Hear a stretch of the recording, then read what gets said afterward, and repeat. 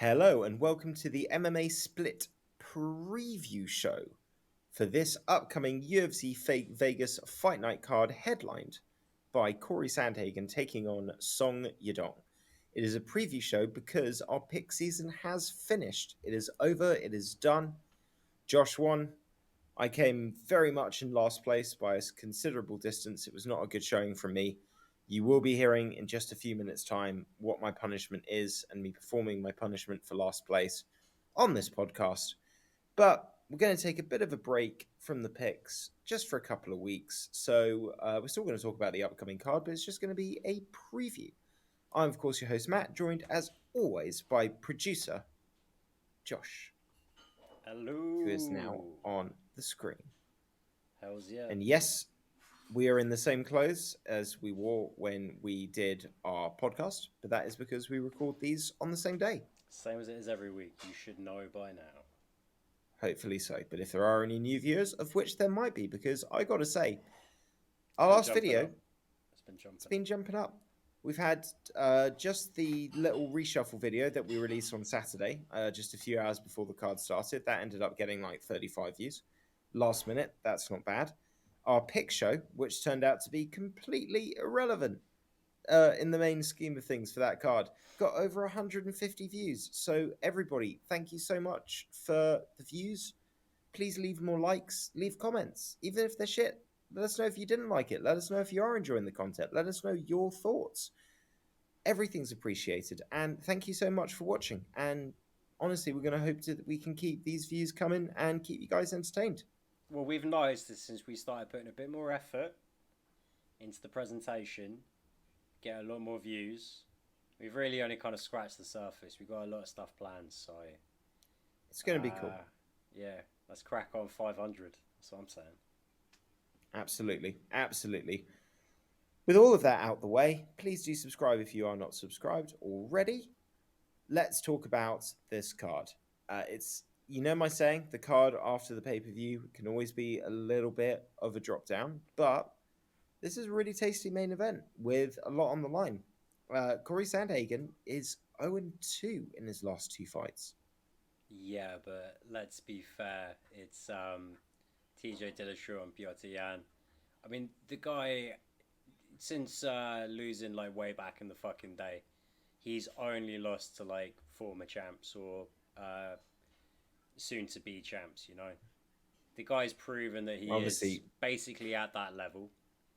And Song Yadong, like, he's fucking right there as well, you know.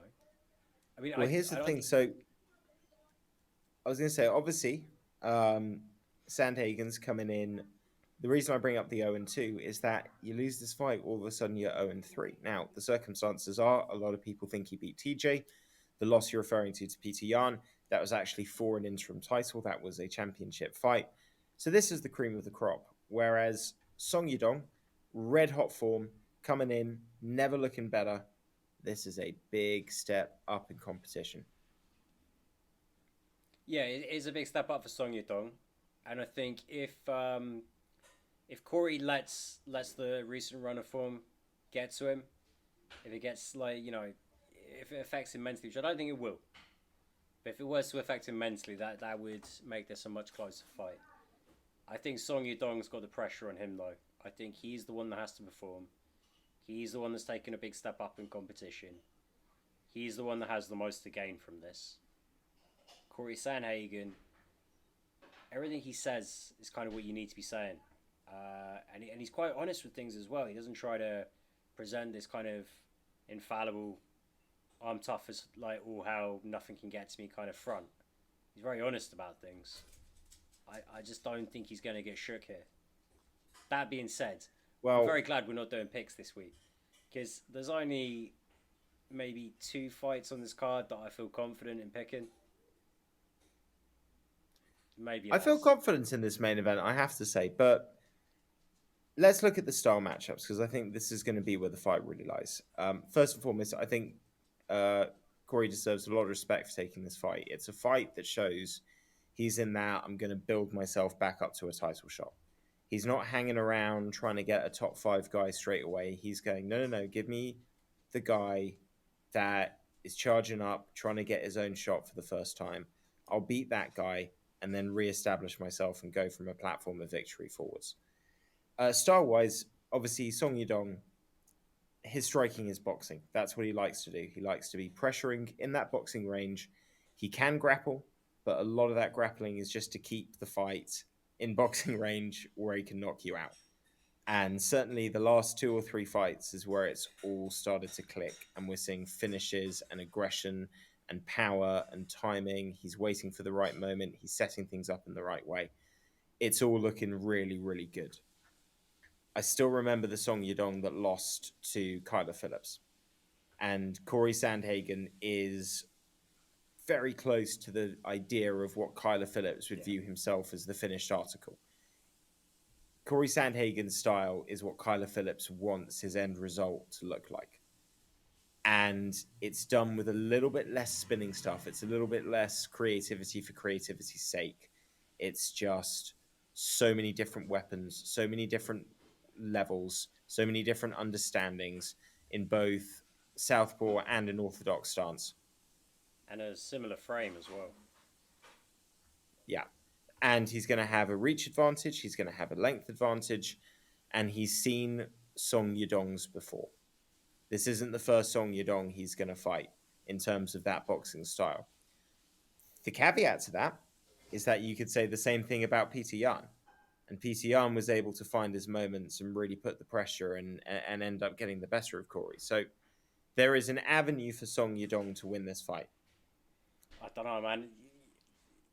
Yes, in principle, similar kind of style to Yan, but Yan, so many boxers come into MMA and struggle to adapt because of the difference in the head movement and the difference in the spacing, the distance.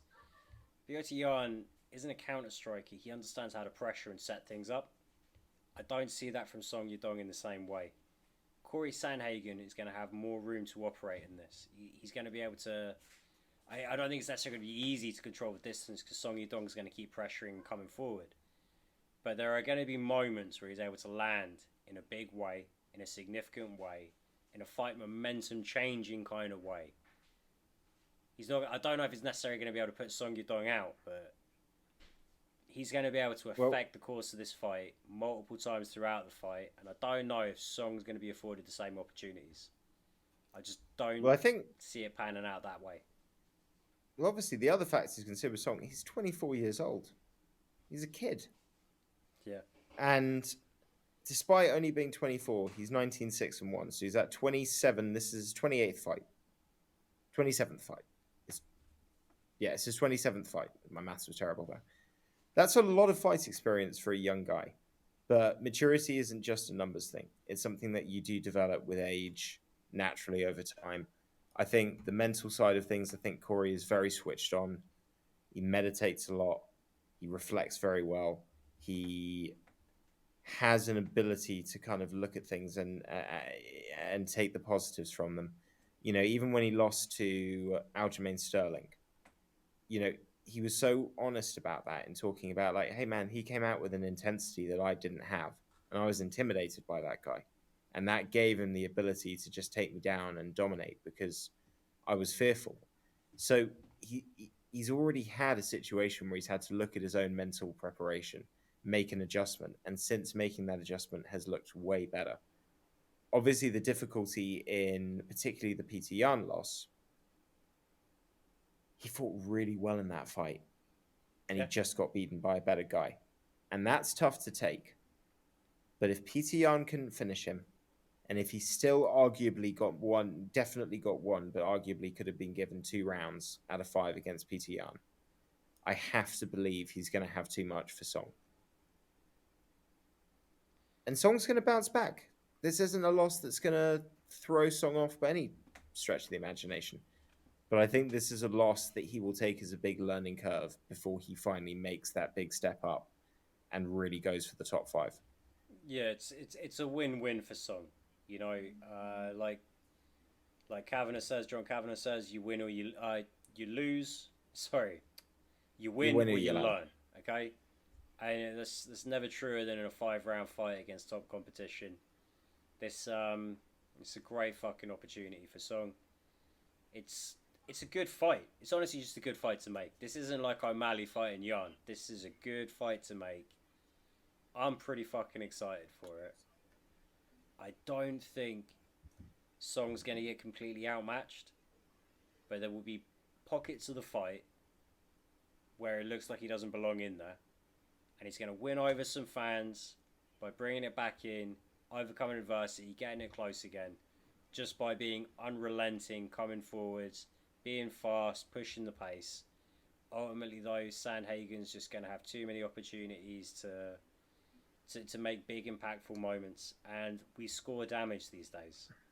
It's just going to be any time Sandhagen's able to kind of tee off, I think that round's going to go his way, and I see that happening more than 3 times in the fight. Well, we're not doing picks, remember? We're not. But what I can say is that with the style of Song Yudong, who will pressure, it is guaranteed to be an entertaining fight, whatever happens. Yeah, and we don't look at the betting odds. We don't offer prop bets or anything. Go check out Blood Money Bets, though. It's a good podcast. Blood Money MMA Bets. Sorry, Blood Money MMA Bets. Great podcast for that. But if you want my advice, stay away from betting on most of these fights. There's a couple of fights I'm going to bet on, but honestly, keep your money in your pocket this week for the most part, unless you really have got cash to splash. As a general rule, unless you see some complete misunderstanding with the odds on a fight, where it's just obvious that they have completely misunderstood what the actual likelihood of a win or loss is for either guy, don't bet on fights. There's no such thing as sure things, and going for the underdogs will always let you down most of the time. That out of the way. So at the moment, we've only got a 4-fight main card, which I'm pretty sure is going to change because we have got like... Oh, I've got a 5-fight 10 fights. Although... What's your... Have you got Amadovsky against Pfeiffer on the main card? No, so I guess they're going to bump that one up to the main card. Yeah, maybe. The site I'm going off on for this is a bit hit and miss. I'm not looking at my Bible, Tapology, right now. Let me see what Tapology's saying. Not that Tapology is always perfect. It generally tends to be the best one, though, of the bunch. Well, 5 makes a lot more sense than 4, considering that there are 10 fights, according to my lineup, on the prelims. And even if there's 5 fights on this main card, that's still going to leave 9 fights on the prelims, which is a lot of fights. I mean, that's one thing I'd say. Way too many fights. Well, touch wood, we still have... I've actually got 15 fights listed. But touch wood, we still have 15 after weigh-ins and after fight week. The MMA gods, they have a bloodlust. They are thirsty. They like to steal things away from us. Well, I've got Chidi and Jokwani taking on Gregory Rodriguez as the co-main event. Snap. And I'm fucking G'd up for that one. Man, how do you pick I this really one? like... I'm glad you don't, and that's why we're not doing pick show. So we're just going to talk about the fight. Listen, more times than not, I'm going to pick Gregory Rodriguez because I think Robocop's a beast. Yeah. I'm not doing picks. And I would favor him to win a fight. The thing is Chidi's coming in like with 2 really, really good knockouts. I mean, he steamrolled Todorovic and Barrier. Yeah. And they're not top level guys, but they're not bums either. And, 2 first-round knockouts speaks for itself. In fact, we've talked about it before. When you go through Bang Bang's records, the only losses are like, apart from back early in the day, and even then there was Brandon Thatch on there, who was an outstanding fighter in his own right.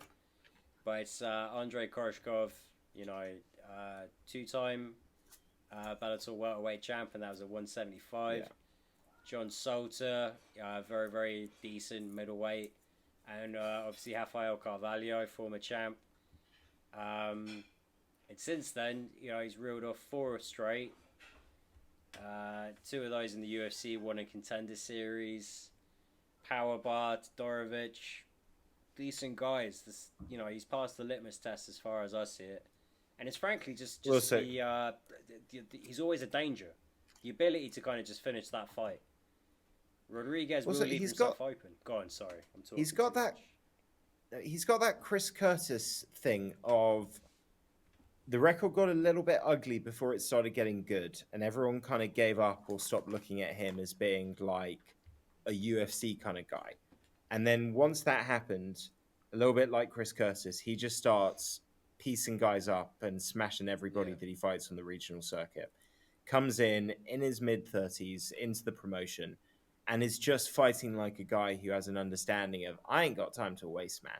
This is my moment. I'm grabbing it. I'm being aggressive. I'm giving no fucks, and I'm making it happen. And as we've seen with Chris Curtis, man, that is a dangerous fucking guy to deal with. And quite often, it takes that kind of higher caliber of the weight class to deal with him vis-a-vis a Jack Hermanson. Robocop, I really like a lot of what he does, and the danger with him is he can strike, and he's got unbelievable jiu-jitsu, which he never uses. I remember the Julian Marquez fight.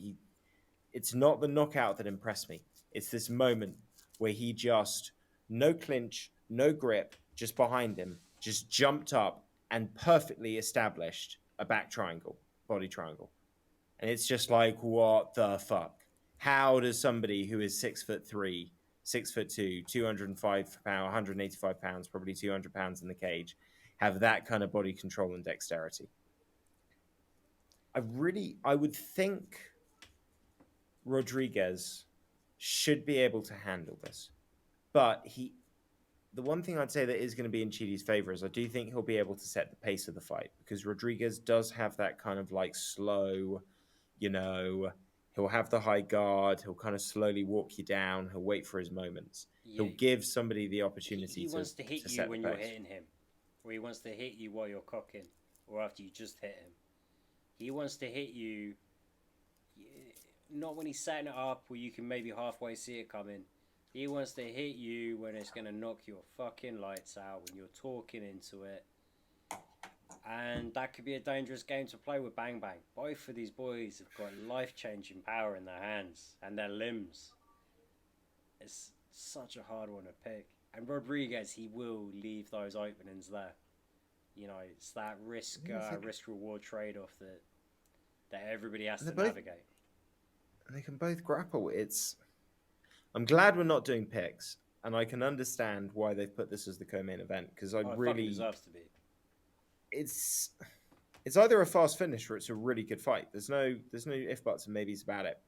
I could see Njokwani just kind of overloading Robocop a little bit throughout the fight, just kind of being aggressive and in his face and making a bit defensive. I could also see Robocop hitting him with a hard counter, surviving that early aggression, letting him burn himself out a little bit, and then just really taking over afterwards. It's a good matchup, and for both guys, I'm glad to see them getting the spotlight to a certain extent. Is this a Apex, or is they a live crowd? No, I believe this is Apex. I got it down as UFC Vegas 60, which would mean Apex. Oh yeah, it is, of course. Yeah, it is the Apex. Yeah. A couple of other fun fights on they're the only other fights so far for me on my main card. I'm sure that's going to change. Andre Touchy taking on Bill Algier. Really fun fight. Yep. Guys in very different momentums, though. I mean, Andre Fili, he kind of needs a win. I feel like in a lot of ways he's had that his whole UFC career. Has he ever put together more than 2 wins in a row? No, he's 2 times in the UFC he's been on a 2-fight win streak. But you look at the people he's fought and some of the people he's beat, and you're like, yeah, Jesus fucking Christ, this guy is pretty good. I mean, his losses, I'm going to skip some of the more questionable ones. You got Max Holloway, Yair Rodriguez, Calvin Kattar, Michael Johnson back when that meant something, Super Sadiq, Bryce Mitchell. I mean, the guy's been in there with the fucking who's who of the featherweight division. And, True. He's got wins over Charles Jourdain, Miles Jury, Dennis Bermudez, Gabriel Benitez. That Bermudez one was a bit late on for the Menace, He was kind of fading by then. Obviously beat the GOAT, the people's GOAT, Artem Lobov, but we're not really going to talk about that. Touchy Feely's always needing a win. And he's always putting on a performance. Senor Perfecto, just a fucking fan favorite for a reason. I don't see how this fight could possibly be bad. And I had no idea who I was going to pick on this one. I was very relieved when you asked if we could leave it a week. So hard to say. Feely's got the better like all round game, I think, in terms of being able to force position changes. But once it goes down to the mat, Algier can still be dangerous. Obviously, very dangerous on the feet. I think I kind of give the edge to Bill for the stand up and the submission game. But just overall, Feely's just too fucking good, and is a very, very smart, crafty vet, very tough fucking guy. I don't know how this one's going to shake out.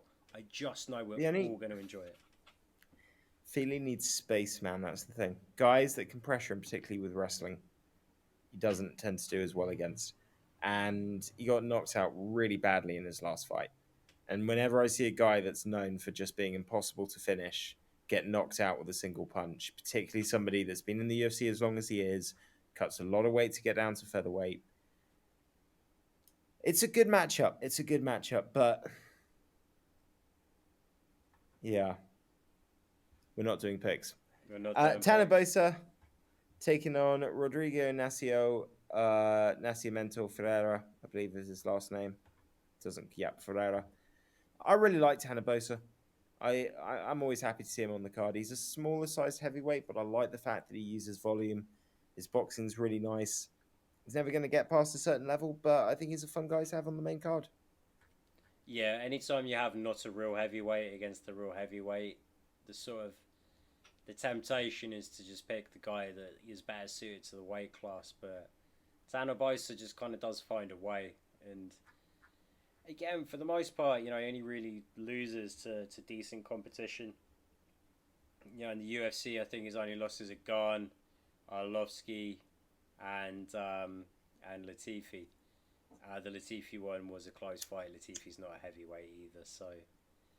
But fuck, it's just so glad we're not making picks.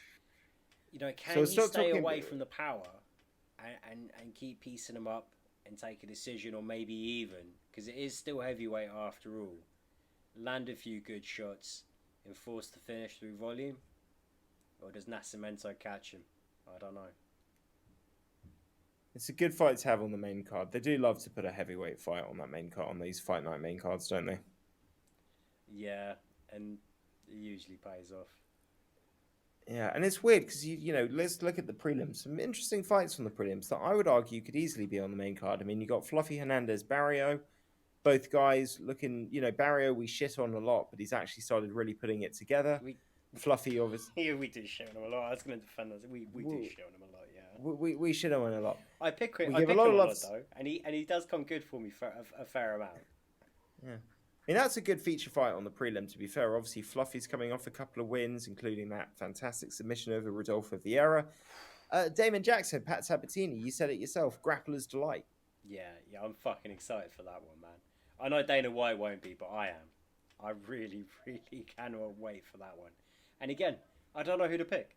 I really don't know who to pick. Logic tells me that I should be picking Sabatini, but Leach is just like, he's nice, he's long, he's dangerous, he's so fucking smart about the way he fights. I fucking love that guy. I love this fight. Yeah. And then, if you want your fun factor, Trevin Giles versus Louis Koske. Probably going to be a pretty entertaining fight.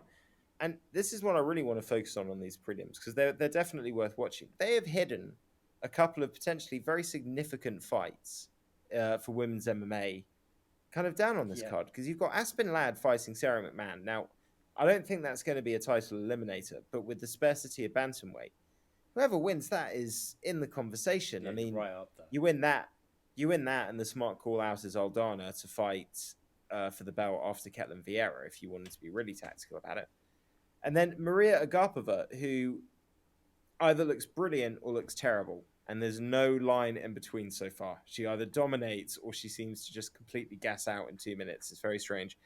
It's taken on fan favorite of the show, Julian Robertson, who, fuck me, you want to talk about somebody who needs a win.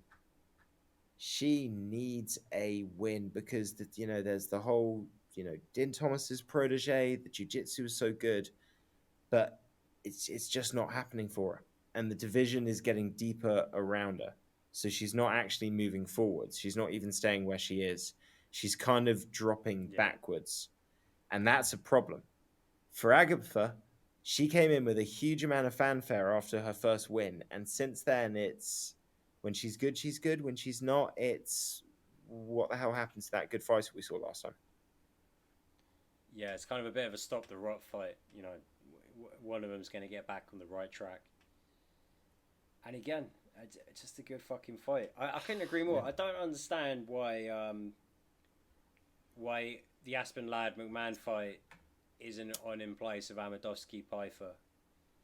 Because I know you like having some bigger bodies in there, but we've already got a heavyweight and a middleweight fight. We've got a fucking insane main event. Fili Algier is going to be great. Like, you don't need to stack it with the bigger bodies. I thought Ladd McMahon deserved a bit more profile there. And the lineup I'm looking at has got it quite early on in the prelims as well. I don't understand why it wouldn't be the feature prelim, but the lineup I'm looking at could very well change. It's going to be a long week in terms of the scheduling, the lining up, setting these cards right. So yeah, I'll tell you what, they have done your boy Tony Gravely dirty matching up against Javid Basharat. Yes, well, in a sense. I mean, he did well against Trevin Jones. I didn't see the Contender Series fight. Obviously, he's undefeated. Gravely, though, he's got real power for this division. For Gravely, it's not really so much like, who you're fighting. It's just which Gravely turns up. Because if he can put it on you, if you can avoid getting submitted, and, there was the Nate Manus one where he just got counted. It just was what it was. But, once he gets going, he can really fuck people up. So taking out an undefeated fighter is like the perfect thing for Gravely right now in his career. He needs to kind of really start building up some hype. He's there's not long left on his career. What is he? Oh, my bad. He's only 30. He's only 30. I don't know why I was thinking he was like 33, 34. He's still in this weight class. He's not spring chicken. So no. I kind of like the fight. I like the fight, and anytime Gravely fights, I'm fucking G'd up for it. Yeah. This is a good card, also, honestly. Loma Lookbonme.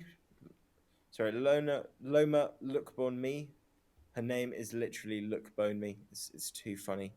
But she's entertaining. She's just fucking small, man. 155 height. That's tiny. Yeah. But Denise Gomez, she's only 157. 5'2" if you like me. You like the Imperial one. And this is a Contender Series fighter coming in making a debut. So, Lookbonme. This is one of the ones that I would have felt pretty confident in picking Lookbonme. Yeah. Also, because we don't watch the Contender Series, and we need to, because it would make it so much easier. Man, by the way, just for those keeping count, Fluffy against Powerbar. That would have been my other. This is an easy fight to pick. That was one I felt pretty confident about. Well, we're not doing a pick show. We're not doing a pick show. But that is pretty much everything I wanted to say about the fights out of the way. There are other fights. We're not doing picks. I don't have to talk about Nicholas Motta versus Cameron Van Camp or Trey Ogden versus debutant Daniels Elhuber.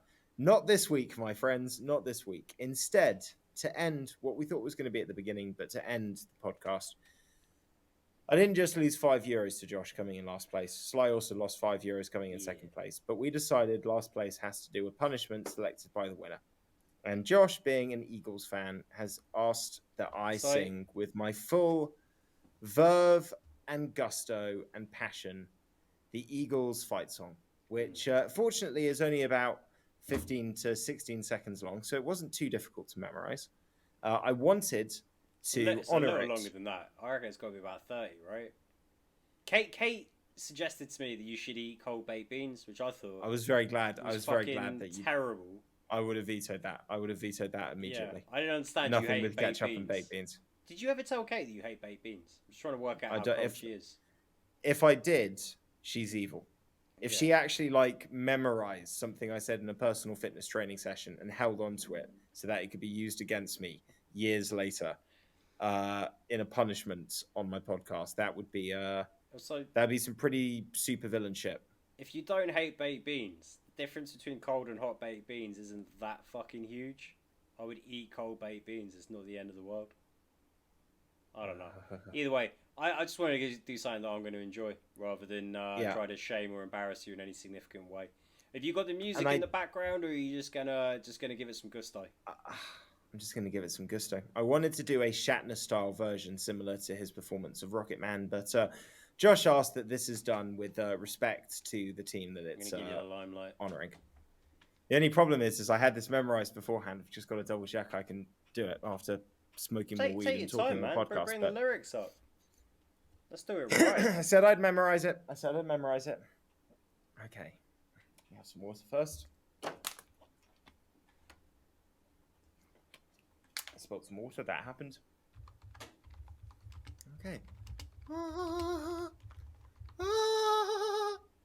all good. Fly, eagles, fly on the road to victory. Fight. Fight, eagles, fight. Score a touchdown, 1, 2, 3. 1, 2, 3. Hit 'em low, hit 'em high, and watch our eagles fly. Fly, eagles, fly on the road to victory. Eagles. Eagles. You rushed the Eagles at the end, but that was pretty fucking good, Matt. That was pretty fucking good.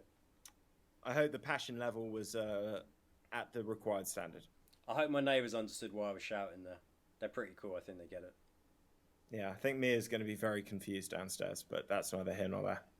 At least Sly was out. Fault, so. This is true. Guys, that's our show. Like, subscribe, all that jazz. By Dave, by Laurie, by Trifo. Bye, Laurie. Catch you next time. Bye, Enjoy the fights.